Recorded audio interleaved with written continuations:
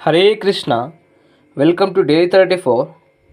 ಕೈಯಲ್ಲಿರೋ ರೇಖೆಗಳನ್ನೋ ಅಥವಾ ಹಣೆಯಲ್ಲಿರೋ ಕಾಣದ ಹಣೆಬರವನ್ನೋ ನಂಬಿ ಕುರುಡು ಜೀವನ ನಡೆಸುವುದಕ್ಕಿಂತ ನಮ್ಮ ತಲೆಯಲ್ಲಿರೋ ಜ್ಞಾನವನ್ನು ಮತ್ತು ಮನಸ್ಸಲ್ಲಿರೋ ಆತ್ಮವಿಶ್ವಾಸವನ್ನು ನಂಬಿ ಅರ್ಥಪೂರ್ಣ ಜೀವನ ನಡೆಸಿದರೆ ಯಾವುದೂ ಅಸಾಧ್ಯವಲ್ಲ ಎಂದು ಶ್ರೀಕೃಷ್ಣ ತನ್ನ ಭಕ್ತರೊಂದಿಗೆ ಹೇಳುತ್ತಿದ್ದಾರೆ.